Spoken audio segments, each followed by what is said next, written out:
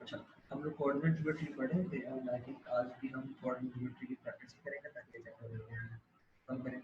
Then हम कल से या उस नेक्स्ट वीक से हम स्टार्ट करेंगे नया चैप्टर। सही, आई थिंक हम जो जो चीज़ें हमारी पढ़ने की थी हमने सब पढ़ ली इस चैप्टर में। सिर्फ जो 7.8 थी वो मैंने आपको नहीं पढ़ाई because that is simultaneous equations. Simultaneous equation है वो ये कोऑर्डिनेट उस कोऑर्डिनेट से यहाँ पर इंटरसेक्ट कर रहा है तो आपको वो इंटरसेक्शन पॉइंट ढूंढना होगा। उसके एक सवाल कर लेंगे। सही है, बाकी मैं आपको होमवर्क की एक फाइल बना के भेज दूँगा। सही है, उसमें आपको सारे होमवर्क करने होंगे, मैं आंसर चेक कर लूँगा उसके साथ। चलिए यस करना स्टार्ट करते हैं हम लोग। The diagram which is not drawn to scale shows the right angle the triangle ABC where A is the point 6, 11 and B is the point 8, right? The point D is the midpoint of BC. So ये आपका midpoint है. So your midpoint. The line DE is parallel to AC and angle DEC is right angle. Find the area of the entire figure ABDECA. आपको entire figure का area चाहिए, ठीक है? तो एक हम नई चीज भी पढ़ लेंगे आज, एरिया का फॉर्मूला पढ़ लेंगे और जरूरत नहीं हमेशा वो एरिया का फॉर्मूला आप इस्तेमाल। सर आपकी आवाज नहीं आ रही है, आवाज नहीं और हाई कर दो।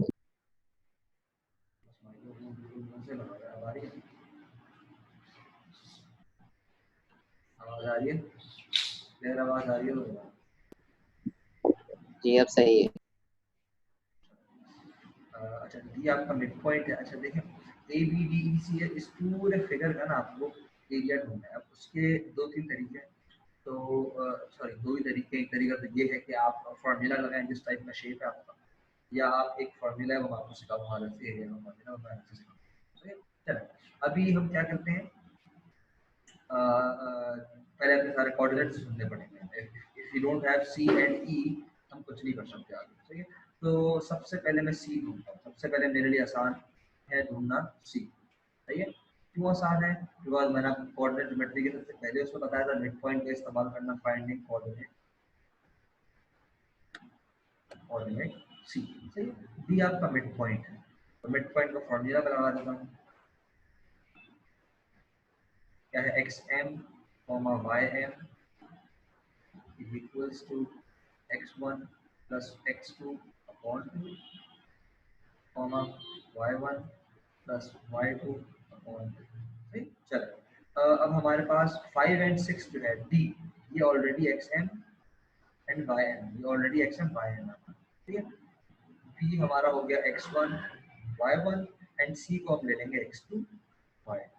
सही है, चले अब मैं वैल्यूज पुट कर देता हूँ, इंतहाई आसान है। 5,6 is equals to 8 plus x2 upon 2 comma 6 plus y2 upon 1। अच्छा, अब आपको ये मैं पहले बता चुका हूँ, तो ये जो x कोऑर्डिनेट है, ये वाला जो आपका x कोऑर्डिनेट है, ये बेसिकली इक्वल है इस सब। सही है, ये मैं आपको पहले बता चुका हूँ। सही है, तो इसको हम क्या करेंगे, डायरेक्ट अलग से लिखेंगे। अब हम 5 is equals to 8 plus x2 upon 2, 2 आ गया 10 हुआ, 10 minus 8 is equals to x2, तो 2 इज इक्वल्स टू x2। सही है, आपके पास आ गया 2 आ गया। ठीक है, x2 आ गया, आपके पास x2 आ गया आपके पास। अब जो ये आपका 6 है, ये बेसिकली इक्वल हो गया इस सब के। ठीक है, बिकॉज ये कोऑर्डिनेट्स इक्वल होते हैं, इसका आंसर मतलब वही बनेगा, जो यहाँ की सिंप्लीफिकेशन होगी वो 6 बनेगा। ठीक है, तो इसको हम सॉल्व कर लेते हैं। 6 is equals to 6 plus y2 upon 2, 2 आ गया, 12 minus 6 is equals to y2।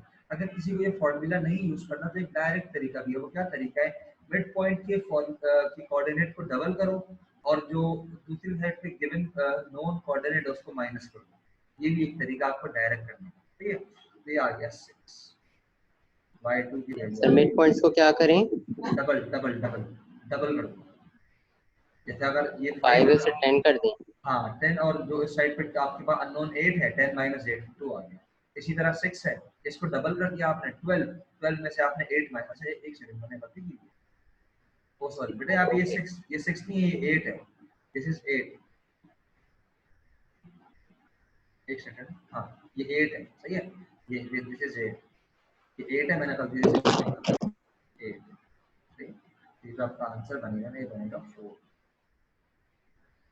एक किसको मस्ती आ रही है?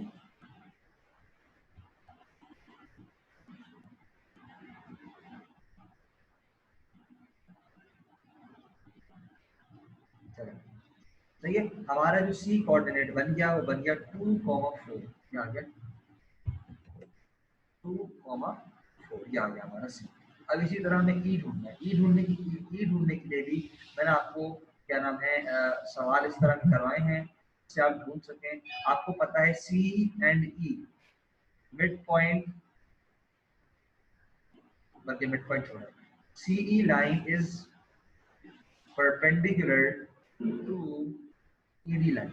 ठीक, अगर ये दोनों लाइन आपस में परपेंडिकुलर हैं तो इनके कोऑर्डिनेट्स जो होंगे वो आपस में क्या होंगे, उनका जो रिलेशनशिप बनेगा वो बनेगा m1 into m2 is equals to -1। तो ये आपने ले लिया m1, ed ले लिया आपने m2। सही है, अब c कोऑर्डिनेट्स निकाल लेते हैं। अच्छा, y2 minus y1 upon x2 minus x1 है, तो y2 minus 4 upon x2 minus 2 multiplied by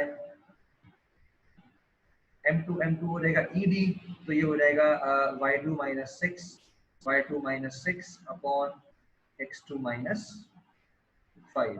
I hope clear हो। e और d के कोऑर्डिनेट यूज कर रहा हूँ, e के कोऑर्डिनेट तो मैंने x2 y2, यस सही, ये हो गया इक्वल्स टू -1। इसको सिंपलीफाई कर देंगे जब हम लोग, तो आपका आंसर जो बनेगा वो बेसिकली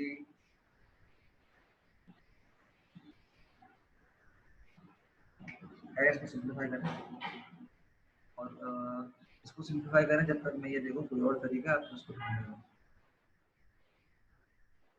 करें आप लोग सिंपलीफाई करके मुझे जल्दी बताएं क्या आंसर है इसका।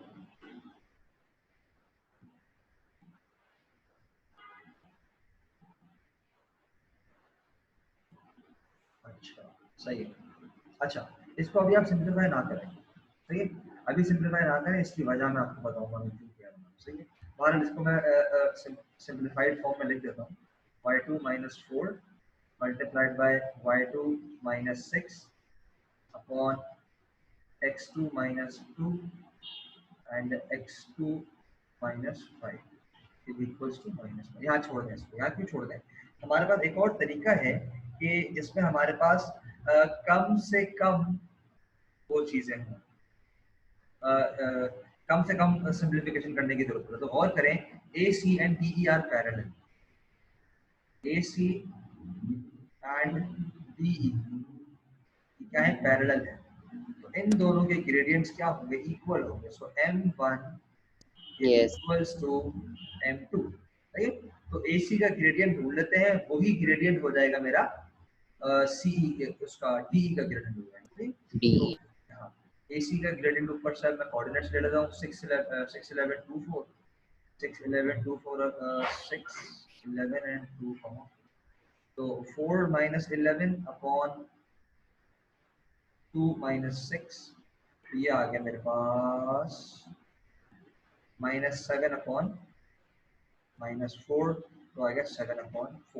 तो जो डी जो है मेरा ई डी या डी, इसका जो मेरा ग्रेडियंट बना, मतलब बेसिकली इसका ग्रेडियंट, ये पूरा जो ग्रेडियंट बना मेरा, ये पूरा जो ग्रेडियंट मेरा बना, सही है। ये किसके इक्वल हो गया, ये इक्वल हुआ 7/4. 7/4 के इक्वल, ठीक है। तो अब मैं यहाँ पर डायरेक्ट 7/4 यूज कर सकता हूँ, बजाय कि मैंने तभी रोक दिया अपनी सिंप्लीफिकेशन, कि बजाय कि मेरा सवाल लंबा हो। सही है, आई होप क्लियर हो।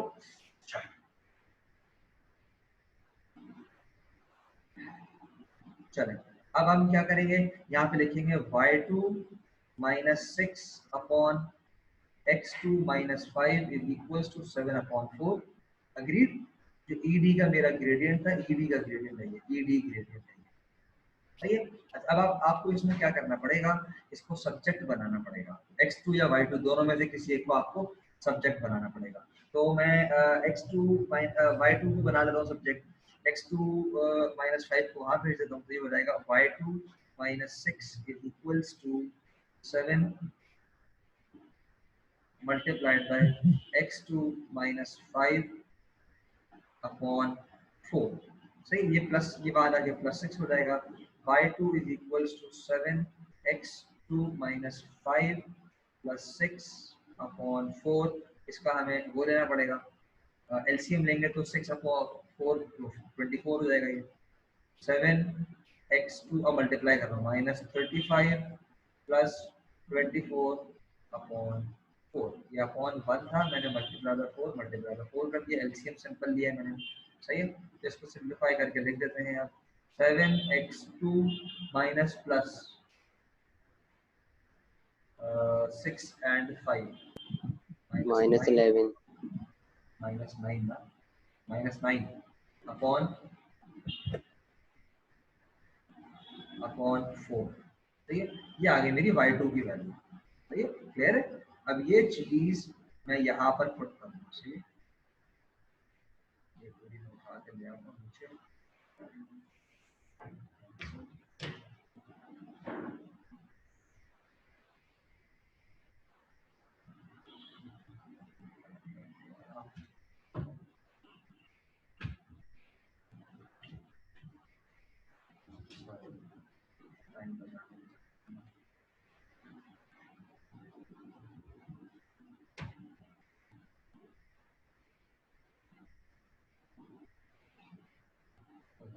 भाई किसी को कुछ नहीं समझ में आ रहा तो देखे ना, सही है।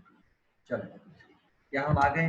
तो ये हमारा चल रहा था y2 -4 upon x2 -2 multiplied by, ये हमारा 7/4 है, ऑलरेडी हमें पता है, इज इक्वल्स टू -1। इसको सिंप्लीफाई कर लेते हैं, 4 को वहाँ भेज दिया, 7 को नीचे भेज दिया, ये हो जाएगा y2 -4 upon x2 -2 is equals to -4/7। तो ये 4 मैंने यहाँ भेज दिया, 7 नीचे भेज दिया। अब x2 -2 को वहाँ ऊपर भेज देते हैं, सही है। ये हो जाएगा y2 -4 is equals to -4 x2 -2 upon 7, सही है। अब मैं यहाँ पर y2 का ये वाली पूरी चीज सब्स्टिट्यूट कर दूंगा यहाँ, सही, ये सब्स्टिट्यूट कर दूंगा यहाँ पर, तो ये हो जाएगा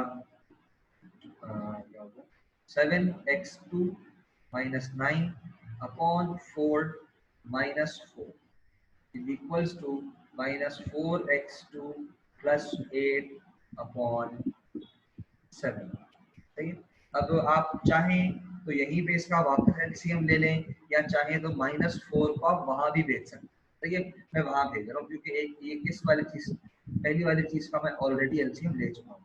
7x2 - 9 अपॉन सही -11 नहीं होगा? -35 + 24। ऐसे होगा बेटा 11 35 में से ओ सही है सही है सही है सही है सही। 5 और 6 सही, सॉरी 11 होगा, 11 होगा। ये आपका 11 चल रहा है, 11 11 और कहाँ लिखा है? 11 चल रहा है। Is equals to -4x2 + 8 upon 7 + 4 upon 1 है तो मल्टीप्लाई बाय 7 मल्टीप्लाई बाय 7, तो ये हो गया -4x2 + 8 + 28 अपॉन 7, और यहाँ है 7x2 - 11 अपॉन 4। ठीक है। अच्छा, अब इसको सिंप्लीफाई करने का जो आसान तरीका होता है ना, आप क्रॉस मल्टीप्लाई करना, ताकि फ्रैक्शन ही खत्म हो। ये वाले 4 को वहां भेज दें, ये वाले 7 को आप वहां भेज दें, तो ये हो जाएगा,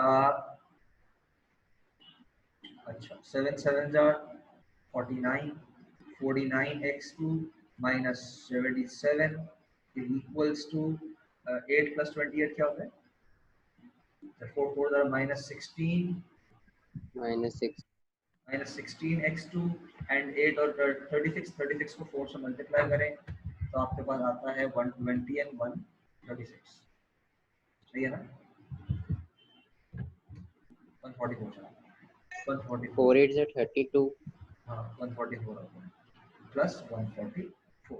अब आप इसको आगे पीछे करें, 4 से -16 को यहाँ ले आए, 49x2 + 16x2 is equal to 144 + 77 221, 221 आ गया। ये हो जाएगा 49 + 16 65, 65x2, x2 is equal to 221 upon 65, 17/5 आ गया। सही। इसी तरह आप ये वाली x2 की वैल्यू आप सिंपल उठा के यहाँ पुट कर लें, आंसर 17/5 आप यहाँ पुट कर लें।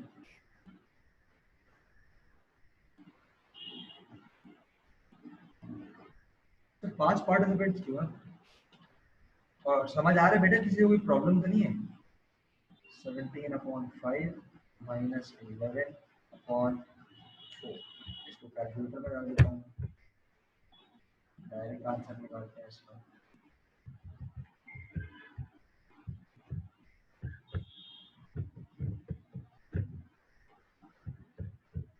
16/5 का आंसर है 16/5। नहीं चलो, अब आपको क्या करना है, बेसिकली आपको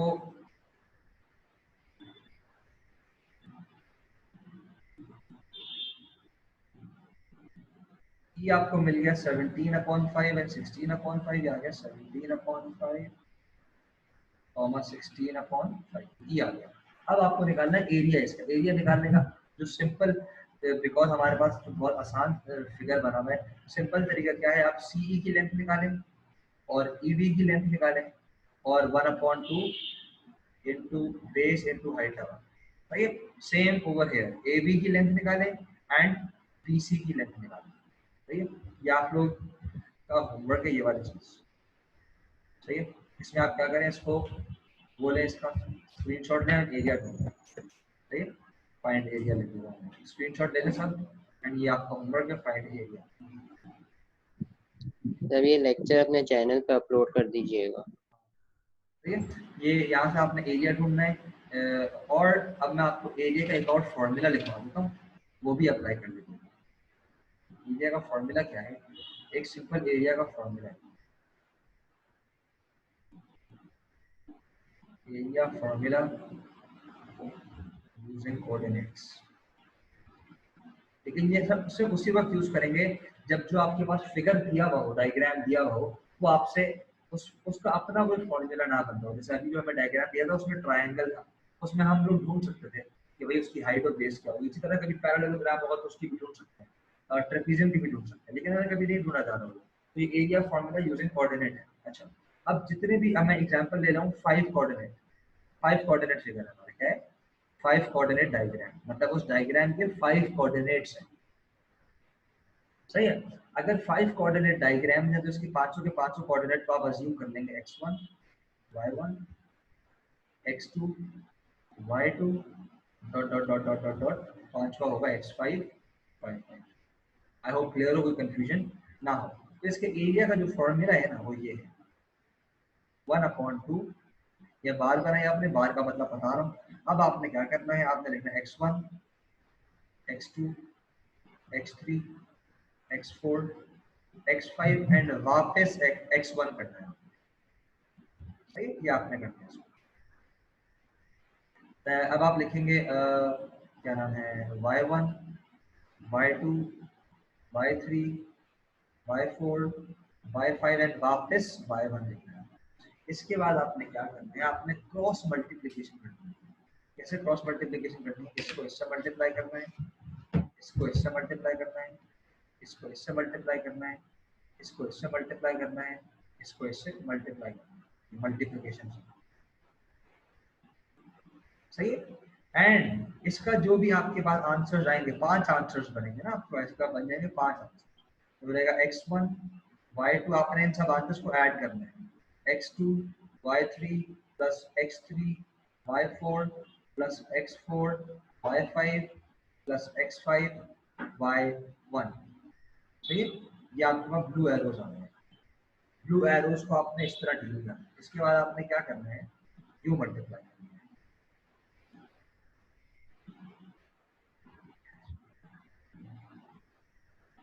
सही है। तो ये हो, और इन दोनों को आपने आपस में माइनस करना है। सही है। या आप प्लीज कॉपी कर लीजिएगा अपने पास। ये हो जाएगा x1 y5 plus x5 y4 plus x4 y3 plus x3 y2 और लास्ट होगा प्लस x2 y1 और ये बार्स लगे। बार्स का क्या मतलब है कि if blue minus red becomes negative तो आप उसको पॉजिटिव कर दें। ये जो बार्स है ना, बार्स या इनका एक और नाम होता है एब्सोल्यूट, क्या आगे पढ़ेंगे आप। Absolute what do they do, ये क्या करते हैं, आपकी पॉजिटिव वैल्यू को, सॉरी नेगेटिव वैल्यू को पॉजिटिव बनाते हैं। सही है। तो इसकी एग्जांपल मैं आपको दे देता हूँ। अगर आपके पास आंसर आ गया है -16 तो this will be equal to 16। अगर आ गया -2.5 इसका आंसर हो जाएगा 2. और अगर है 3, ये 3 ही रहेगा। पॉजिटिव वैल्यू पॉजिटिव रहेगी, नेगेटिव वैल्यू चेंज हो। चलो, अभी ये मैंने यहाँ पे एग्जांपल ली थी 5 कोऑर्डिनेट की। अगर ये 4 कोऑर्डिनेट होता तो आप x1 से लेकर x4 तक जाते हैं, देन वापस x1 देखते हैं। सही है। ये एग्जांपल थी 5 कोऑर्डिनेट डायग्राम। जितने कोऑर्डिनेट की डायग्राम होगी उतने कोऑर्डिनेट्स आप इस पे लगा सकते हैं। सही है। जैसे अभी आपको ट्रायंगल्स का जो फॉर्मूला ढूंढना है, ये ये CED जो ट्रायंगल है इसके 3 कोऑर्डिनेट्स हैं। इस 3 कोऑर्डिनेट पे ये वाला फॉर्मूला लगा दें आप, एंड देन ABC पे इन 3 कोऑर्डिनेट पे आप फॉर्मूला लगा दें। दोनों से आपको एरिया मिल जाएगा, दोनों को ऐड कर देंगे तो पूरे फिगर का आपको एरिया मिल जाएगा। आई होप क्लियर हो, कोई कंफ्यूजन वाली बात नहीं है। We are going on to the next question. सही है। चलिए, कोई सवाल हो तो पहले पूछ लो, मैं 1 मिनट दे रहा हूँ। Any questions? नो। किसी और कोई सवाल है भाई? हमजा, फरहान, हारिस, तहा?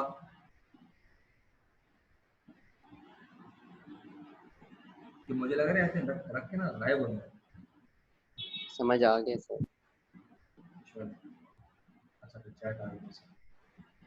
सर ये कौन सा टॉपिक है? वाह क्या बात है बेटा। कोऑर्डिनेट्स में जिस कोऑर्डिनेट सर मैंने अभी अभी ये बता दे क्या पढ़ा रहे हैं। कोऑर्डिनेट ज्योमेट्री मैंने तो पहले पढ़ा रहा था ना, जो पिछले एक वीक पहले तक भी पढ़ा रहा था, आपके मॉक से पहले जो पढ़ा रहा था उसी को कंटिन्यू किया है। नया चैप्टर शुरू करता तो ये भूल जाता है आपको, उसी को मैंने कंटिन्यू किया। सही, उसके मैं पास पेपर सर से ये x1 y5 क्या है? x और y5 क्या मतलब है? कहाँ बोल रहे हो मुझे बताओ। ये इधर ये कह रहे हो, ये कह रहे हो, ये हेलो हमजा बेटा, इसकी बात कर रहे हो हमजा? बता दो यार, किस चीज कहीं की चला बात। गया। चलो अच्छा, सवाल कर रहे हैं हम लोग। अच्छा, सवाल क्या कह रहे हैं भैया आपको? छोड़े, आप आगे चलो। The diagram is not drawn to scale. Show the quadrilateral ABCD in which A is 60, -3, B is 0, 6, and angle BAD is 90 degrees. The equation of the line EC is 5y. बिल्कुल सही, कोई प्रॉब्लम नहीं है। C lies on the line y equals to x. The line CD is parallel to the y-axis. सही है, कोई मसला वाली बात नहीं है। Find the coordinates of C and D. C तो इंतहाई आसान है, कोई मसले वाली बात ही नहीं। क्यों? C का जो कोऑर्डिनेट होगा यहाँ पर, वो कोऑर्डिनेट होगा for example x, y। Let's assume, सही है, C क्या है आपका x, y, but it lies on the line y is equals to x. Now what does this line entail? Like what does this line tell you? Y is equals to x क्या मतलब है कि अगर y 5 होगा तो x क्या होगा? x भी 5 होगा। सही है, तो इस लाइन पे जो इक्वल होंगे, इस लाइन पे जो कोऑर्डिनेट्स होंगे वो दोनों आपस में क्या होंगे? अगर x 2 है तो y भी 2 है, अगर x 3 है तो y भी 3 है, अगर y 7 है तो x भी 7 है। तो कहने का ये मतलब है कि x और y सेम है। तो बजाय मैं c को लिखूं x, y, I can write x, x. Is it not? Can I not write it like this? Because जो x की वैल्यू होगी वही y की वैल्यू होगी। या और I can also write y, y, no problem. सही है। ये मैं क्यों लिख रहा हूँ मैंने बता दिया आपको, because this coordinate lies on the line y is equals to x. तो x और y दोनों सेम है, तो आप x को x बोलो, y को भी x बोल सकते हैं, x को y बोलो, y को y बोलो। सही है, कोई प्रॉब्लम नहीं है। और ये बोलना जरूरी है बिकॉज इसके अलावा आपके पास कोई चारा नहीं है। Because C lies on two lines, एक तो y is equals to x पे लाई करता है, और it C also lies on line 5y is equals to 3x plus 30। ठीक है। अच्छा, कोई कोऑर्डिनेट अगर किसी लाइन, किसी इक्वेशन या किसी लाइन की इक्वेशन पे एग्जिस्ट करता है ना, तो इसका मतलब उस कोऑर्डिनेट को आप उस इक्वेशन के अंदर डाल सकते हो और उसको आप फिगर आउट कर सकते हो या सिंपलीफाई कर सकते हो या सॉल्व कर सकते हो, बिकॉज वो कोऑर्डिनेट उसको सेटिस्फाई करेगा। तो अब मैं क्या करूंगा, ये वाला कोऑर्डिनेट मैं पुट कर दूंगा, ये कोऑर्डिनेट यहाँ पे क्या करूंगा, पुट कर दूंगा। तो ये हो जाएगा 5x is equals to 3x plus 30। 3x वहाँ जाएगा तो ये हो जाएगा, एक सेकंड देख रहा हूँ जिसने चैट किया। 5x minus 3x is equals to 30, 2x is equals to 30, x is equals to 15। ये आपके पास आ गया 15। अच्छा, आपके पास x आ गया। सही है, चलो हमें y ढूंढना है। y भी क्या होगा, 15 ही होगा। सर अगर दोनों वैल्यू सेम हुई तो x x होगा। बिल्कुल बेटा, यही कह रहा हूँ, x x होगा, मैं भी यही कह रहा हूँ। सही है, चले। अब अगर x 15 है तो y भी क्या है आपका, ऑब्वियसली 15 है। सही है, तो c कोऑर्डिनेट आपका बन गया 15, 15। Let's see how to find d now. अच्छा, अब d के लिए देखिए, उसने एक बात कही आपको, गौर से पढ़ें। CD is parallel to the y-axis। CD is parallel to the y-axis का मतलब है कि ये बिल्कुल हॉरिजॉन्टल लाइन है। एंड शुरू की कोऑर्डिनेट ज्योमेट्री की क्लासेस में मैंने आपको टाइप्स ऑफ लाइंस में पढ़ाया था कि जो बिल्कुल हॉरिजॉन्टल लाइन होती है, अब हम देखेंगे कि वो हॉरिजॉन्टल लाइन कहाँ से क्रॉस करेगी एक्स एक्सिस को। तो ये कहाँ से क्रॉस करेगी, 15 से क्रॉस करेगी। हमें कैसे पता, बिकॉज CD का जो C है उसका जो x है वो 15 है। इसका मतलब ये c अगर मैं नीचे जाऊंगा तो x एक्सिस पे मुझे 15 वैल्यू देगा। तो cd को अगर मैं एक्सटेंड करूंगा तो it will cross the x axis on 15। तो ये जो मेरा cd की इक्वेशन हो गई, ये जो पूरी इस cd की लाइन की इक्वेशन होगी वो x इक्वल्स टू 15। इस लाइन पे हर x कोऑर्डिनेट 15 होगा आपका, सही है। तो d कोऑर्डिनेट मेरा बन गया 16, y। आई होप क्लियर हो, किसी को कोई प्रॉब्लम नहीं, सही है। अच्छा यस अब क्या करें, अब हमें क्या करना है भाई, दोबारा लगाना है थोड़ा सा। अच्छा, अब AD का हमें ग्रेडियंट ढूंढना है। If we are able to find the gradient of AD तो हम क्या कर सकेंगे कि ग्रेडियंट का फॉर्मूला अप्लाई करेंगे और y ढूंढेंगे, जो हमने पिछले सवाल में किया है ना वो अभी हम करेंगे। अभी आप ये देखें AB एंड AD आपस में परपेंडिकुलर है, सही है। तो इसके लिए मैं क्या करूंगा, इसके लिए मैं ये करूंगा AB is perpendicular to AD, सही। इसका मतलब कि जो AB का ग्रेडियंट होगा उसका नेगेटिव आ गया आपको, यस है ना।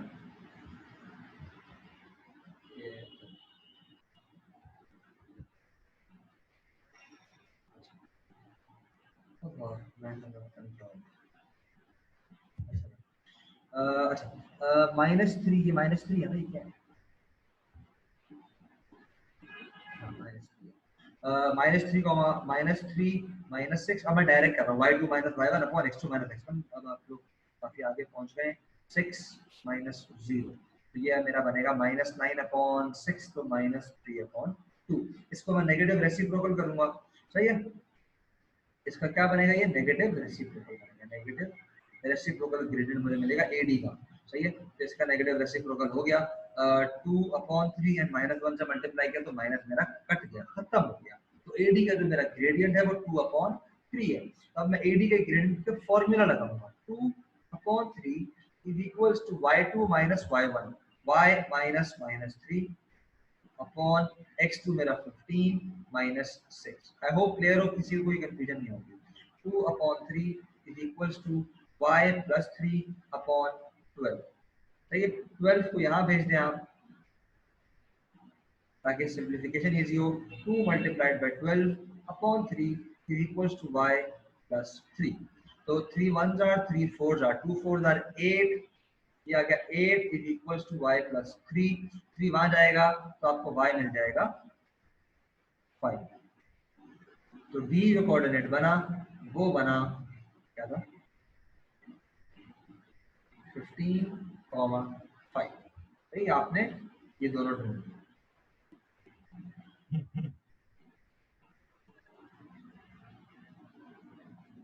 पहले first part of the question हो गया, sorry second. Show that triangle BAD is isosceles and find its area। अच्छा देखें, आइसोसेलेस होने के लिए मैंने आपको बताया हुआ है कि कोई दो sides of the triangle will be equal, कोई दो साइड उसकी इक्वल होगी। तो ये भी आप होमवर्क ले लें, मैं एरिया वाला पार्ट करने जा रहा हूँ, आप होमवर्क ले लें। फाइंड ये आपका पार्ट होगा, यहाँ तक होगा, स्क्रीनशॉट ले लें। ये डी आपको मैं बता चुका हूँ, डी है हमारा 15,5 है, सही है। सारे कोऑर्डिनेट आपको यहाँ गिवन है, स्क्रीनशॉट ले लें। ये आपका होमवर्क है कि आपने आइसोसेलेस शो करना है। 3 साइडें होती है ट्रायंगल की, तीनों की आपने लेंथ निकालनी है, कोई दो उसमें इक्वल आ रही होगी। एंड डायग्राम देखने से आपको लग रहा है कि ए बी और बी डी इक्वल होंगे शायद, सही है। तो आप तीनों निकालने हैं, कोई दो फर्स्ट टू में आपकी इक्वल आ रहे हैं, आप ये निकालेंगे, सही है। मैं आपको एरिया वाला पार्ट करके दिखा रहा हूँ कि क्लास हमारी एंड होने वाली है। सर। जी बोले सर आप ये लेक्चर अपलोड करेंगे यूट्यूब वाले चैनल पे? जी कर दूँ। ओके। अच्छा, अब जल्दी से हम लोग पढ़ लें, क्या नाम है, जीरो। अच्छा, इसको हम जल्दी से कोऑर्डिनेट्स लिखूंगा मुझे कि अच्छा, अब मैं एरिया निकाल के दिखा रहा हूँ आपको उस वाले तरीके से जो मैंने अभी आपको फॉर्मूला सिखाया है। 3 कोऑर्डिनेट्स है मेरे, और क्या 0,6, ये मेरे 3 कोऑर्डिनेट्स हैं। इसका मुझे एरिया निकालना है, सही है। एरिया ऑफ ट्रायंगल निकालना है, अब उस वाले फॉर्मूला से करना है, एरिया ऑफ ट्रायंगल।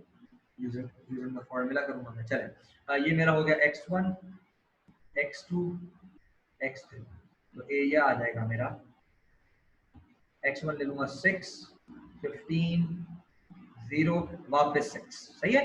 फर्स्ट वाला वापस लिखना है, ये टेक्निक है। ये हो जाएगा मेरा y1 y2 y3 3 5 6 3 5 6 वापस 3। अब आपने ये मल्टीप्लिकेशन करनी है इसकी, तो ये हो जाएगा बाहर 1/2 होता है हमारा, तो ये हो जाएगा 1/2 6 5 are 30 प्लस 15 6 are 90 प्लस 0 किया माइनस, पेन चेंज कर लेते हैं, जो करेंगे अब हम इसका हमें निकालना है, सही है। तो 6 6 are is 36 minus plus 0 plus 15 3 are is 45। बार लगाई हमने, बार लगाने क्यों जरूरी है आपको बता चुका हूँ मैं।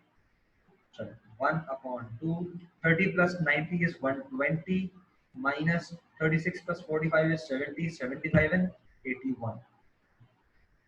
1/2 120 में से 81 19 और 20 39, सही है। तो पॉजिटिव है, इसको पॉजिटिव रहने देंगे।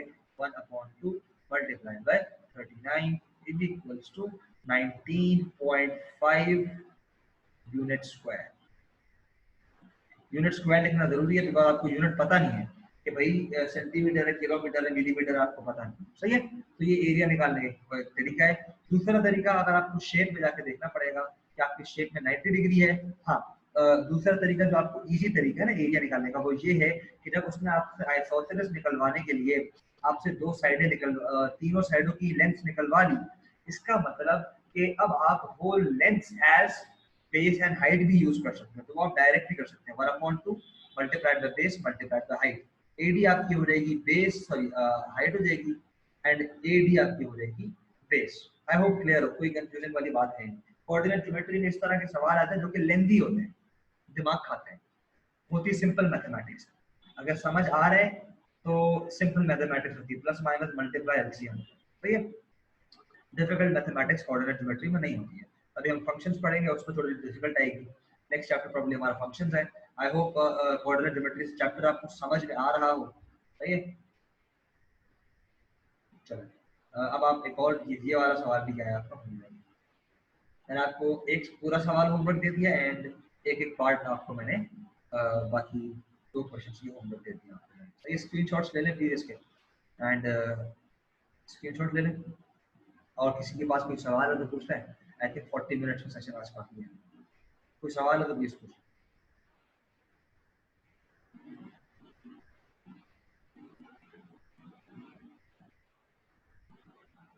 स्क्रीनशॉट ले लें। सर ये तो थोड़ा कंफ्यूजिंग है ना कि हमें नहीं पता चलेगा कौन सा फॉर्मूला कब यूज करना है, थोड़ी डिफिकल्ट है। नहीं, ये तो आपको पता है। अगर देखिए इस सवाल में उसने आपको पैरेलल और परपेंडिकुलर बोल दिया, इसका मतलब ग्रेडियंट ही यूज होगा, क्लियर मतलब है इसका। उसने बोल दिया आइसोसेलेस, तो क्लियर मतलब है दो साइड इक्वल है, लेंथ का फॉर्मूला यूज होगा। कोई कंफ्यूजिंग बात नहीं, ये तो इजी है बहुत। मैं आपको हिंट्स बता रहा हूँ, जब भी वो आपको जिस सवाल में उसने पैरेलल और परपेंडिकुलर बता दिया ना, इसका मतलब ग्रेडियंट का लेना देना है। और जहाँ ग्रेडियंट का लेना देना है उसमें दो ही पॉसिबिलिटी है। एक पॉसिबिलिटी क्या है कि भाई ग्रेडियंट फॉर्मूला लगेगा, दूसरी पॉसिबिलिटी क्या है कि इक्वेशन में से आप पता होगा कि अगर पैरेलल है तो इक्वेशन में जो एक्स का कोएफिशिएंट होता है उसकी वैल्यू सेम होगी। बस तीन चार चीजें हैं, वो घुमा फिरा के देते रहेंगे ये लोग। इसमें भी देखें पैरेलल दिया हुआ है, ये देखें diagram shows a quadrilateral ABCD. The point E lies on AD such that angle AEB is 90 degrees. The line EC is parallel to line parallel to the x-axis. अब वही बात जो ऊपर मैंने ऊपर y-axis ऊपर and the line CD is parallel to the y-axis. सही है। The point A and E are -1 हमें बता दे given that the gradient of AB is 1/3. Find the coordinates of B. आसान है बहुत ही। किस तरह आसान है मैं आपको बताता हूँ। AE और EB का जो ग्रेडियंट है वो नेगेटिव रेसिप्रोकल का रिलेशनशिप है। क्लियर? कोई कंफ्यूजन? यस, कंफ्यूजन है? सही है। सही है नहीं ना? नहीं सही है, सही आप वहां से आप EB का ग्रेडियंट निकालोगे और B के कोऑर्डिनेट x y को उसके अंदर पुट कर दोगे। अब EB की ग्रेडियंट में आपके पास एक इक्वेशन बनेगी और उसमें दो अननोन होंगे। फिर आप गौर करें, उसने आपको ये भी बताया है AB का ग्रेडियंट दिया हुआ है, तो ये वाले इसका ग्रेडियंट है 1/3। तो यहाँ पे आप ग्रेडियंट यहाँ पे भी लगा दोगे, आप 1/3 लगा दोगे, एक ही कोऑर्डिनेट यूज कर लोगे और